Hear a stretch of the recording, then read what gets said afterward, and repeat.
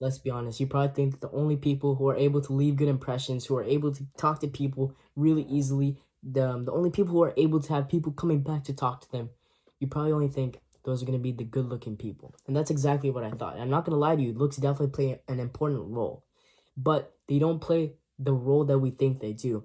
And I know that because I've been on both sides of this situation. When I was younger, I really didn't care about my looks or my self-respect. But at some point, I was like, You know what? Looks definitely matter, and I need to get on top of that. so I started doing things to look better, and I realized, Oh my goodness, it is so much easier to talk to people.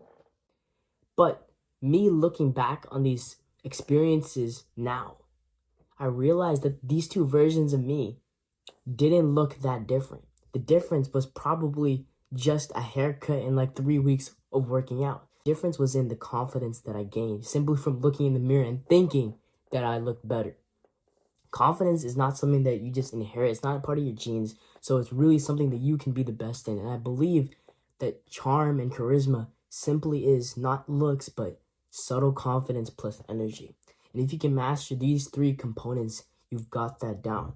Those three components are presence, power, and warmth. If you can get these three things, if you can understand these three things and implement them, you do not need to watch the rest of this video. Things I have for you are going to be practices to master these three things.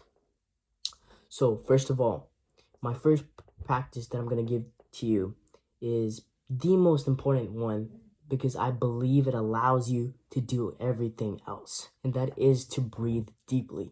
When you breathe through your diaphragm, you allow it to expand your shoulders, allow your entire body to get into a position and a posture that appears more dominant, and number two, it allows your muscles and brain to be relaxed. And what this does, it allows you to remember everything else. Every other practice that I have for you, you're going to be able to remember it once you're able to calm down. A lot of the times, I would have these three things in my head. Presence, power, warmth. Presence, power, warmth. I go up to talk to someone and immediately I'm blanking and I forget everything. So if you can remember to breathe deeply, you're already halfway there. The second part, it's kind of attached to it, is taking moments to think. If you just take a moment to really think about your response, think about what you're going to say, and then have value to your words instead of rambling in between, I promise you, you're going to seem a lot more charming than if you just had a monotonous voice the entire time. The third practice is going to be to hold eye contact. So I remember when I was younger, I would come back to the first day of school. So after summer break, I'm coming back to the first day of school. And I remember seeing people, my classmates that I knew, but because I hadn't seen them for the whole summer, I would just kind of stand there and look at them like this. If I would look at them out of the corner of my eye, if they look back, I would just quickly hit the ground again. And the reason why you should hold eye contact, number one, it shows respect. So a lot of people don't think about this. They just think about, oh my gosh, it's hard. So that means it's just dominance, right? It's just how mentally strong you are. That's not all it is. Eye contact really shows how respectful you are. If you genuinely understand and care about other people, you're gonna look at them and give them your undivided attention. That's presence right there. Second of all, it does show dominance. Holding eye contact is a sign of a successful person. It will help you a lot just to think, what would a charismatic person do? A charismatic person would always want the other person to feel valued. They have their eyes on them the whole time, right? The fourth practice is kind of similar to this, is to always smile. I think everybody knows that when you smile, you seem more charismatic, you seem warmer.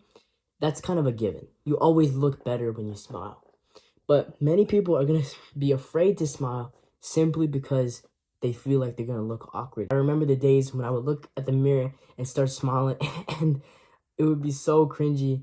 And I would feel so awkward and say, I cannot smile in front of other people. But again, it's the exact same point. When you smile, it shows that this conversation is not something that's nerve-wracking to you. It's not something that's out of your league. It's something that's just easy for you to do.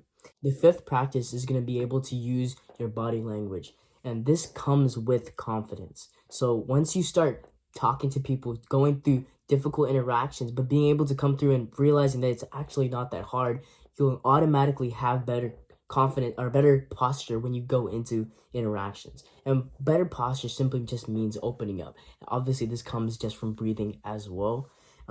But the second part to this is that when you talk to people, make sure that you actually use your hands. You don't hold them stiff at your side. I did that for a long time in my life. And what that shows is really a guarded posture.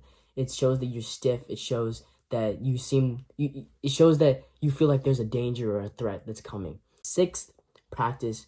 This is something that I do not recommend you do if you are not comfortable with every other single practice here. It's to be able to slightly tease other people. And teasing is not, again, it's not in a mean way. It can come off in a mean way if you do not master every single other 5 of these things. If you are in a flow state with the conversation, if you are able to talk to them, you have a smile on your face, you're keeping eye contact, you have good hand motions, everything is light, nothing is tense, nothing is stiff, then you can try teasing people, because you don't want to be interviewing people when you talk to them. Nobody wants to be interviewed when you're having a special conversation. That's never gonna want them to come back to talk to you, because that is just the monotony that they get from everywhere else in their life. You know, you don't want to sit there and ask them questions and they respond. You don't want to sit there and ask, what's your favorite music? Or what's your favorite type of music? And they answer, oh yeah, it's pop. Well, what are you going to say that? Instead of saying that, why don't you say, oh, I used to have bad music taste too. You know, something like that. I promise you, teasing will take your conversations to a different level. I hope you got some value from this video. Go out and conquer.